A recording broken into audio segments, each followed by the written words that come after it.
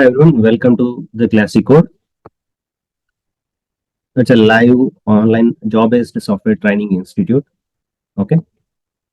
Today we will discuss on Informatica PowerCenter transformations. Okay. Let's see. Informatica PowerCenter. So under this, how many transformations we can learn? Okay. And what are the transformations we have to concentrate?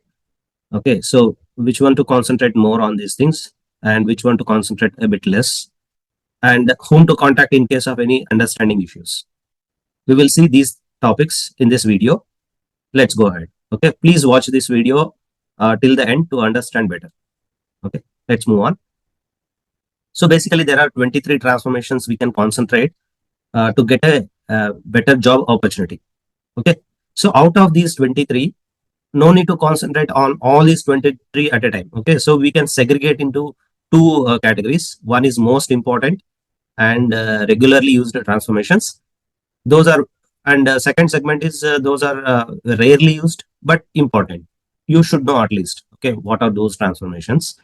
Let's see. The first list is most frequently used transformations, which are very important, which are regularly used. Okay, so those are source qualifier transformation, which is used to read the data from source. Also, we can apply multiple filters, joiners in this source qualifier. This is one transformation we frequently use in our mappings. Expression is one of the frequently used transformations. Okay, here we use this for for many functions, like if you want to concatenate anything, if you want to use MD5 functions. So for all those things, we use expression transformation. Okay, basically at row level calculation purpose, we use expression transformation. Okay, next we use filter transformation to filter out some data.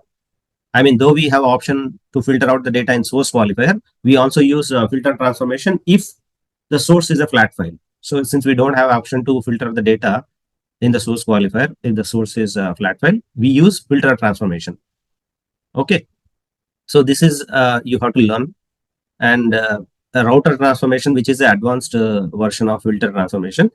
So here we use router to segregate the data into multiple pipelines. Okay, so that is router transformation. And union transformation we use to merge the data, merge a different set of data. So even if we have n number of sources or n number of pipelines coming from upstream, so you can use union to merge that data. Okay, wherever you haven't passed the data, it will pass null to the downstream. Okay, then we use sorter. So sorter is basically to sort the data, arrange the data in ascending or descending order. And here, if we learn more on this one, we also see some multiple complex scenarios also. Okay. Then we use aggregator transformation to, to perform some aggregate calculations like average, sum, min, max, and many other aggregate calculations. Also, we can use non-aggregate calculations like if you want to do, if you want to concatenate something, if you want to lower uppercase, lowercase, LPAD. So all these non-aggregate functions also we can use in aggregator transformation. We can also use group by, we can also use a sorting input to increase the performance, all these things, right? Next, joiner transformation. So it basically joins the data, right? It basically joins the data from two sources, two heterogeneous sources. It can be two flat files, two tables, or one flat file, one table. But the only limitation here is it will join only two pipelines or two sources, right? So here we cannot join more than two. So you may be asked a question like to join 10 sources, how many joiners we need? So obviously it's 10 minus 1. That is nine joiner transformations you need to join 10 sources. Okay. And update strategy transformation, which is basically used to change the row type.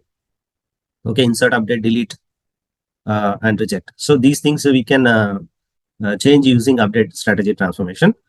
So you can use multiple update strategy transformations, but only thing is you need to give data-driven option. Okay, when you are using update strategy transformation in the mapping. Okay, data-driven should be given at the session level. Otherwise, it won't work. Okay, session may fail. Next, we have lookup transformation, which is used to look up the data from on a table, on a flat file, on different things. Okay, so this is one of the most frequently asked questions in many interviews. So, what is lookup transformations? There are different types of caches under lookup. So, this is also asked very frequently. And then rank transformation. Okay, rank transformation is also very frequently used. Okay, but rank you can use top rank or bottom rank.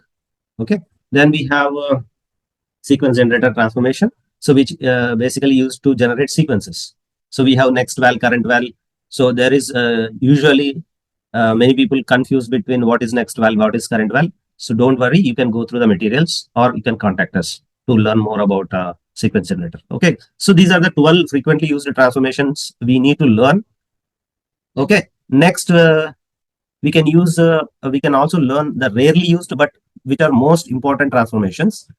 Okay, so these are like normalizer transformation, which is used to normalize the data, which is used to convert column level data into row level. Okay, multiple occurring columns into a single column. So for that purpose, we use normalizer transformation. Also, there is a question like, without normalizer, can we do normalization? Yes, we can do using multiple expressions, but that is just a workaround. Obviously, we cannot replace normalizer with something else. So workaround is almost always it's a beat around the bush, right? So it cannot be simple. So it's all about normalizer transformation. SQL transformation is used to call, execute any query. Okay, in a query mode or script mode, we can execute any SQL scripts in the middle of the mapping. So for that purpose, we use SQL transformation. Stored procedure transformation is basically used to execute any stored procedure. Okay, so this can be a connected or unconnected stored procedure transformation. We can use to execute an external stored procedure from a mapping. Okay. Next, we use a Java transformation to execute some advanced Java logic. Okay. Sometimes, even though we can do it with multiple transformations, sometimes it is very easy to perform the task or to solve the requirement using Java transformation if you know Java knowledge. Okay, even if you know basic Java knowledge, you can use this transformation. It is very convenient from Informatica side. Okay, next we use data masking transformation. So data masking is basically to convert sensitive production data um, into test data. Okay, so for example, if you want to test your mappings with original data, so we cannot use production data, right? So we can convert that production data into non-sensitive data using data masking transformation, and we can test our mappings. Okay, next we have transaction control transformation. So transaction control is basically to um, have this commit and rollback. Okay, there are 4 types: commit before, commit after, rollback before, rollback after, and one more is continue the transaction. These are the predefined variables, functions we can say, which we can use using a transaction control.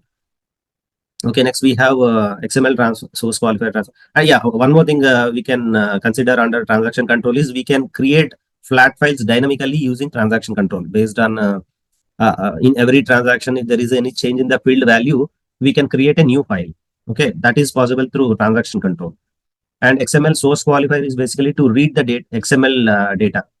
Okay, XML source qualifier, normal source qualifier is used to read the data from table, flat file, or different source systems. But to read XML file, we can use XML source qualifier.